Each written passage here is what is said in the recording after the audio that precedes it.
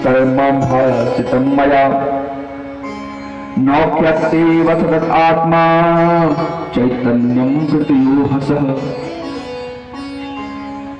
चतुर्थ में पहला श्लोक कहते हैं तर्कभिषः। एक बार देखिए, ये जो तर्की बुद्धि होती है हम लोग की, ये जो तर्की बुद्धि होती है हमेशा संशय और अपज्ञान के कारण होती है। तभी तो बड़े बड़े लोग कहते हैं कि अद्भुत गगरी छलकत तर्कैव साधितं चैनं को मार्तो न सुंदरता। जो व्यक्ति सब कुछ पढ़ा है, जानता है, वो सब चक्कर में पड़ने वाला नहीं है। कहते हैं अब मनु भगवान के जो दूसरे बेटे थे, प्रियवत उनकी कथा सुनिए। तेन पृच्छत आरातम कर्णम भासितं मया। उनकी भी बुद्धि तर्क की थी। अरे राम रे राम, तर्क भी तर्क करने लगे। क्या दिन है तो ठीक है, दिन में सभी लोग काम तो करते हैं, रात्रि में लोग खराटे बजा के सोते हैं। आज से दिन भी रहेगा, रात होवे नहीं करेगी। अपने रथ पर बैठे और सूर्य भगवान के साथ प्रतिष्ठा कर दिए। तो महाराज 8 दिन तक लगातार केवल दिन ही दिन था, रात हुआ ही नहीं। ब्रह्मा जी प्रकट, ए बेटा ये क्या करते हो? अपनी तर्की बुद्धि को अपने पास रखो। जो व्यक्ति रात में सोते हैं, कुछ व्यक्ति लोग रात में तप भी करते हैं और कुछ अज्ञावात करते हैं। इसे जितना हम लोग के लिए दिन आवश्यकता है, उतनी रात्रि की भी। पुंसंभात किरपेदं नक्त्वाहर्तं मया। अच्छा, पुंसो भास्तम, भगवान की जितनी भी चीजें हैं बहुत सुंदर हैं। हम आप लोग हलवा बनाएंगे, हलवा खाते हैं तो शायद इसमें शक्कर अधिक हो जाए या कच्ची भी रह जाए है? पर भगवान का हलवा देखिए कितना सुंदर है। आज तक किसी ने कहा नहीं होगा कि नहीं इसमें शक्कर कम है। भगवान का हलवा खाए कि नहीं कभी? भगवान जब हलवा बना दिया तो देखिए करें नहीं। भगवान का हलवा कितने लोगों ने खाया? हाथ खाइए। ये हाल है, कल ही सब लोग खाए हलवा। ये भगवान ने बनाया था हलवा? आप बताइए भगवान ने किसको किसको अपने हाथ से हलवा बना के दिया है वो खाए हैं? और खाए सभी लोग हैं। भगवान के हलवा का नाम पता क्या है? केला। केला जो है वो भगवान ने हलवा दिया हम लोग को। अब बताओ, केला में कभी आपने कहा कि इसमें शक्कर कम है? अब बताओ कभी कहा? देखिए भगवान की प्रकृति, तिष्ठम तीव पतान आत्मम शुद्धम कामितम मया।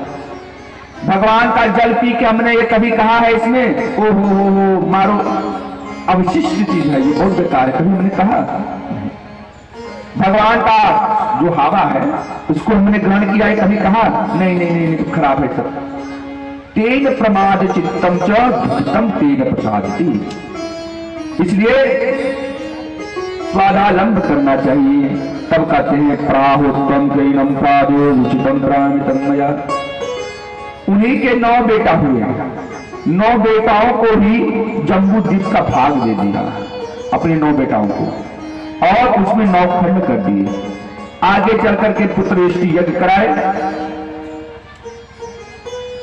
सो एक सुंदर सा पुत्र जन्म लिया। तन्मंत्री प्राहात्म आश्वंती प्रतिक्रिया, जिसका नाम ऋषभदेव रखा गया।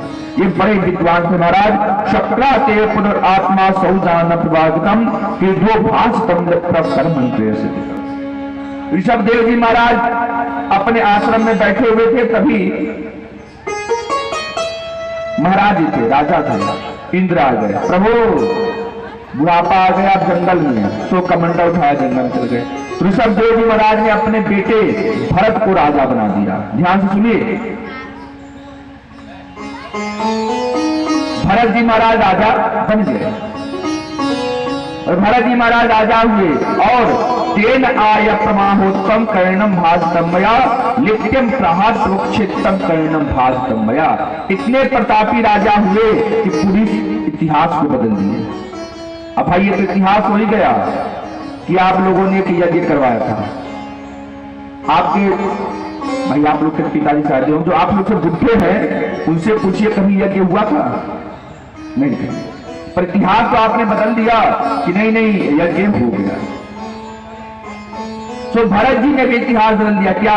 जो इस देश का नाम आर्यावर्त था इसको बदल दिया, इसका नाम भारत पड़ गया भरत जी के कारण। आत्मा चौहात पंक्तिनम।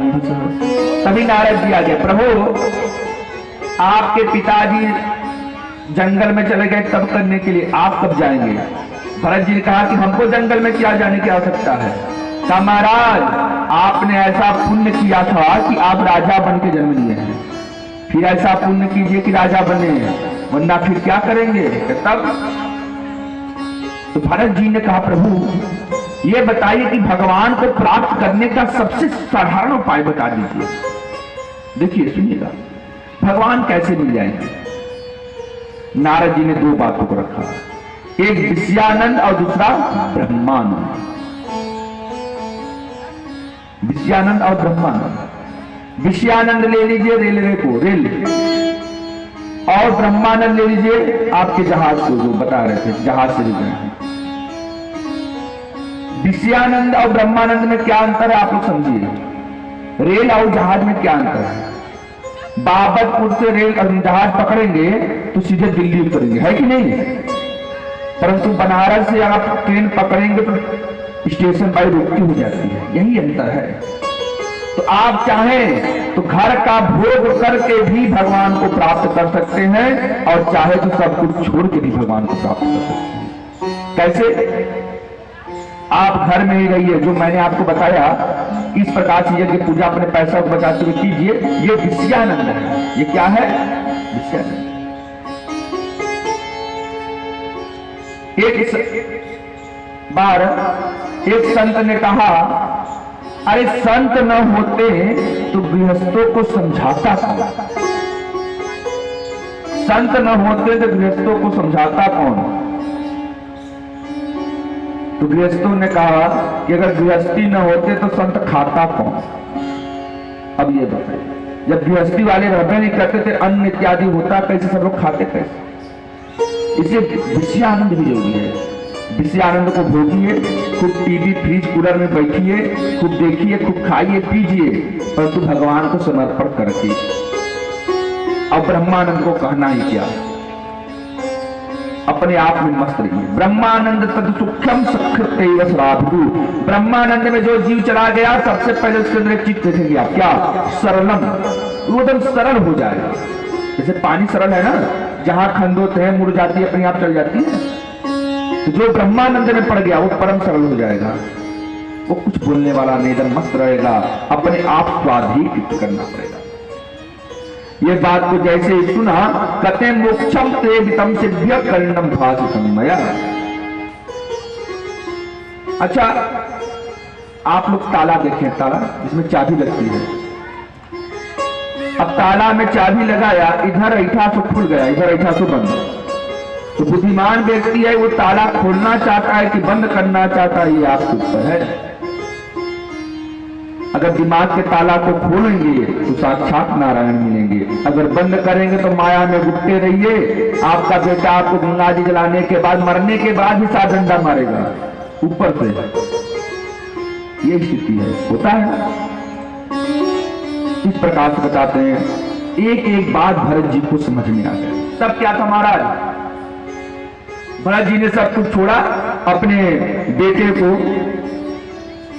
राजा बनाया जो नाभग जी थे महाराज, और अपने पूरा आश्रम ग्राम, शालिग्राम क्षेत्र, यानी आज जो नेपाल में है मुक्ति आश्रम, जो आज नेपाल में हो गया, वहां पर जाकर तप करने लगे। अब देखिए भाग्य कितनी प्रबल है।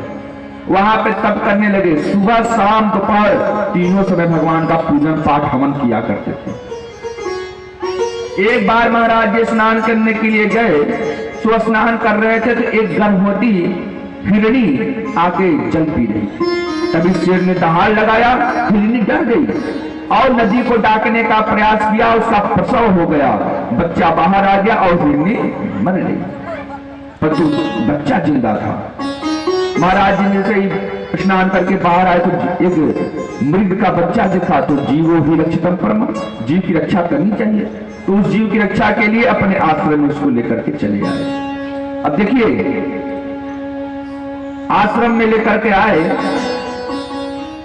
तो भाई क्या करें, जीव है इसकी रक्षा करनी चाहिए। तो सुबह वाला पूजा बंद। अब सुबह वाला पूजा बंद क्यों पंडित जी? सुबह वाला पूजा बंद क्यों बंद कर दिया? गैया लाए हैं, दिन भर गैया में लग जाता है सुबह का, तो दोपहर में नहा करके भगवान को दे करके इतना काम नहीं करता। कोई बात नहीं, ठीक है 2 बेला करते हैं ना, हाँ 2 बेला पूजा पाठ चलता है। तो सुबह का पूजा पाठ बना। अब हिरण का बच्चा बड़ होने लगा। अब जो दोपहर में हवन करते जाते थे तो एक बार हवन के लिए पहुंचे, हिरण का बच्चा डक करके आया, उनको चाटने लगा। तो दोपहर का भी पूजा बंद, केवल शाम का। कि भाई जीव है इसकी करो। एक बार सुबह शाम को देखते देखते शाम का ही बंद। अब उसी के चक्कर में परेशान हो गए। क्यों? भाई बड़ होने लगा, अब उसको घास चाहिए, तो घास कर करके खेत से घास भी खिलाते थे। अब समय रह ही नहीं गया तो करेंगे क्या? एक दिन महाराज अपने रात्रि में विश्राम कर रहे थे आश्रम में, तभी हिरणों का झुंड आया। हिरण का बच्चा हिरणों के संग मिल करके चल गया। जब सुबह हुआ, बार बार खोजने लगे, हिरण का बच्चा नहीं मिला। तड़पते तड़पते अपने प्राण का त्याग कर दिया। भगवान ने कहा हिरण का सोच के त्याग किया है, इसलिए इसको हिरण बना दिया। हिरण बन के जन्म लिए और उस योनि को भोगे। भोगने के बाद कालांतर में एक सिंह ने उनका ग्राह किया, तो हिरण योनि से मुक्त हुए। पश्चाद्भुतम करणम भाष्य। बार बार उसी आश्रम के अगल बगल रहते थे। जो आश्रम के अगल बगल आते थे उनको बार बार जाके छूते थे। यही है। देखिए एक पंडित जी हैं, विद्वान है, परम विद्वान, बहुत पुराने भागवत कथा वाचक हैं। उनसे हमारा भेंट अभी 10 साल पहले हुआ था, 10 साल पहले। तो हमने उनसे कहा कि बताइए आप इतने बगल में हमारे घर से मात्र 12-15 किलोमीटर दूर पर हैं, पर आपसे इतना पहले, इतना अब जाकर भेंट हुआ, पहले नहीं हुआ। कहे अनुपम जी ये बता दें आपको कि मनुष्यों का पूर्व जन्म का कुछ न कुछ रहता है, तभी भेंट होता है। अरे पंडित जी तो बहुत है कि नहीं? पर अनुपम पंडित जी को कहा यहाँ आना था, तो कुछ न कुछ किसी न किसी मनुष्यों का उनसे लगाव रहता है पूर्व जन्म का। बात समझिएगा, हमारा आपका कुछ पूर्व जन्म में लगाव रहा होगा किसी जन्म में, तभी तो हम यहाँ पर बैठे हैं। मैं पंडित तो बहुत। अच्छा लगाव नहीं रहता तो ये बताइए, ये तो बघेरी गांव बगल की बात है। हम लोग दिल्ली तक जाते हैं पूजा कराने के लिए। क्यों? वहां पर पंडित नहीं है? पर कहीं ना कहीं उसका कुछ ना कुछ लगाव रहता है। एक कथा सुनिए लिंग महापुराण की। एक सेठ जी थे। सेठ जी उनकी सेठाई जी नहीं थी, गुजर गई थी। सेठ जी ने कहा देखिए पंडित जी, हम ये बेटे का विवाह कर लेंगे तो हम भी संन्यास को धारण कर लेंगे। पंडित जी ने कोई बात नहीं, ठीक है। सेठ जी अपने घर पर सोए हुए थे, तभी एक महात्मा आ गए। दोपहर का समय था। महात्मा ने कहा सेठ जी अगर जल मिल जाता तो थोड़ी कृपा होती। सेठ जी अरे बेटा जाओ, महात्मा जी को जल क्या शरबत पिलाओ। तन शरबत घोड़ा महात्मा जी ने पी लिया। कारी राम राम, हमने तो जल मांगा, इन्होंने सेठ जी ने हमको शरबत पिला दिया, कृपा बना दिया। सेठ जी एक काम कीजिए, जब भी आपको आश्रम आना पड़े, संन्यास बनना पड़े, पहले लोग सब लोग संन्यास हुआ करते थे, तो आप मेरे आश्रम पर आइएगा। ठीक है महाराज। 10 साल बीत गए पर सेठ जी नहीं पहुंचे। तो महात्मा जी फिर आ गए। उनको याद था इन्हें शरबत पिए हैं, हमको उसको चुकाना है। आए, क्या हुआ?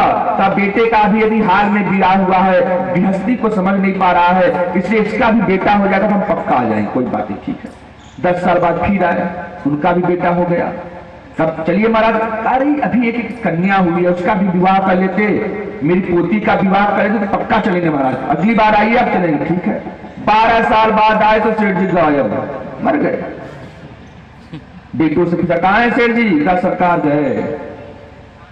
तो तुम लोग इतने दुब्बल पत्थर कैसे हो गए? क्या सरकार, जब से पिताजी मरे हैं तब से उनके जहां पैसा रखते थे वहां पर एक भयानक सर्प आ गया है, और वो सर्प हम लोग को धन ले नहीं देता, और बिना धन के हम लोग करें क्या? तो यही करके काम पर आजीविका चला रहे हैं। कहाँ है? चलो दिखाओ। सेठ जी का जैसे उनके गुप्त स्थान पर पहुंचे जहां पर पैसा रखते थे तिजोरी वाले पर, तो साधु ने आंख जमाया से देख गए कि ओहो ये सेठे जी आज सर पर बंद करके अपने पैसा बैठे हैं।